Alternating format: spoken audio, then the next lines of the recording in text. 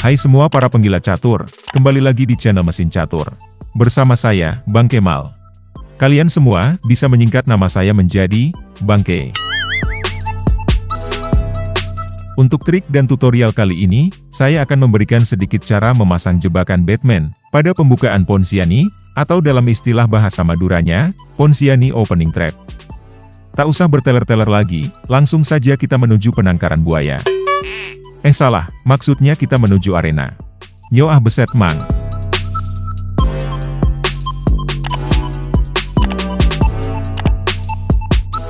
Pembukaan Ponziani tercipta saat putih membuka permainan dengan pion E4, hitam meladeni pion E5, lalu kuda F3, kuda C6, dan pion C3.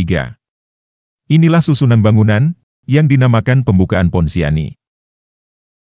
Tujuan dari pembukaan ini sangat sederhana, yaitu pada langkah selanjutnya, putih akan mendorong pion ke D4, menyerang pion center lawan. Di sini, hitam memiliki 3 respon yang bisa dimainkan.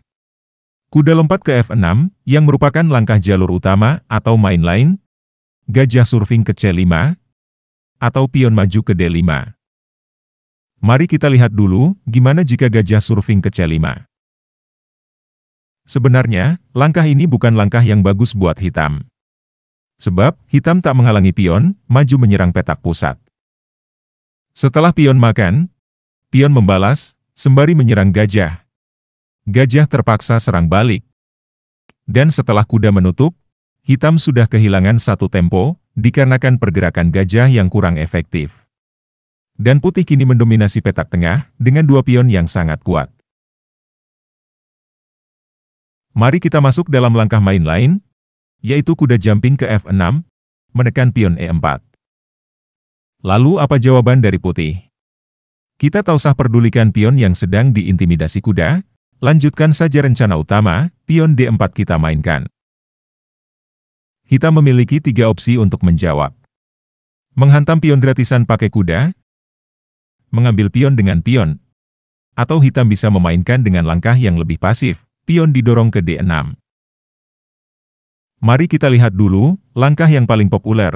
Kuda mencocol pion gratisan. Dan kita mulai jebakan Batman, dengan mendorong pion ke D5, menyerang kuda C6. Kuda tak banyak pilihan untuk melangkah. Jika kuda lari ke A5, kita udak-udak pakai pion. Dan kuda pun akan terjebak dalam dosa, sebab sudah tak bisa kemana-mana lagi. Kalau kuda menarik diri ke kandang, ini sebuah langkah yang sangat buruk buat hitam, karena sudah membuang-buang tempo. Maka, langkah yang paling aman dan masuk akal, kuda mundur ke E7. Lalu kita ambil pion pakai kuda.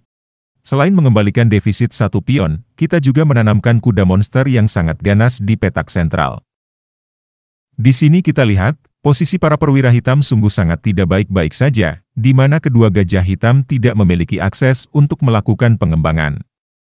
Oleh sebab itu, langkah yang paling memungkinkan yang akan diambil oleh hitam, adalah mendorong pion menyerang kuda, sembari memberikan akses jalan buat gajah terang hitam untuk melangkah dan berkembang. Kemudian, kita serang raja pakai gajah, skak. Pion dipaksa menutup, setelah pion makan, dan jika hitam mengambil kuda dengan pion, pion ambil pion, open skak. Sesudah gajah menghalangi gajah, gajah makan, menteri makan, pion cocol benteng kembali skak. Hitam pasti akan meratapi nasibnya yang sial, karena sudah dikadali lawannya. Atau, pion ambil pion, kuda ambil balik sembari menekan menteri, kuda sikat kuda, gajah gebuk kuda, hitam akan kehilangan 1 benteng. Lalu gimana kalau di posisi ini, hitam membawa menteri ke B6, menyerang balik dengan membawa pesan kematian pada Raja Putih di F2. Mudah saja guys, gak usah pusing-pusing, kita tetap mengambil pion dengan pion, open skak. Kalau menteri ambil gajah, ambil benteng dengan pion. Kita akan memiliki 2 menteri, dan telah menghilangkan bahaya skakmat dari menteri hitam.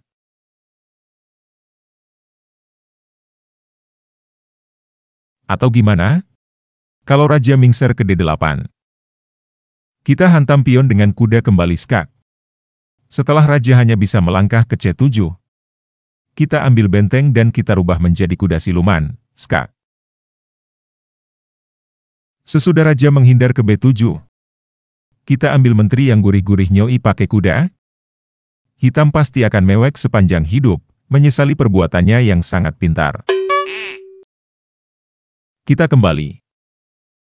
Kemudian gimana jika di posisi ini, hitam tak mengusir kuda dengan pion, melainkan menjampingkan kuda ke G6 menyerang kuda, sekalian membuka ruang buat gajah gelap, agar memiliki ruang gerak. Kita cuekin aja ya guys, gajah kita bawa ke C3. Memancing kuda mengambil pion. Dengan maksud jika raja mengambil balik, kuda sikat kuda, hitam unggul 1 pion, serta telah sukses membongkar tembok Raja Putih. Tapi di sini, kita tidak akan memakan kuda dengan raja ya guys, kita hantam kuda dengan gajah, dan membiarkan kuda menikmati tubuh Menteri Putih yang sangat bahenol. Lalu kita hantam pion, skak. Raja E7. Gajah gelap membantu serangan. Raja lari ke D6. Kuda mengejar ke C4. Raja C5. Kuda A3. Dan jika menteri ambil gajah, pion ambil raja, skakmat. Atau, kalau kuda sikat pion, gajah akan sikat raja, kembali skakmat. Bisa juga, pion maju mengantisipasi skakmat dengan pion. Gajah akan menghantam menteri. Pion serang kuda. Sesudah benteng makan, pion makan, hitam pasti akan kalah, karena tertinggal 1 perwira, dan positioning yang sangat buruk. Lalu gimana, jika pada posisi ini, hitam mendorong pion ke D5? Langkah terbaik buat putih, adalah membawa menteri ke A4. Membuat pindingan pada raja, mengancam mengambil pion D5, pakai kuda.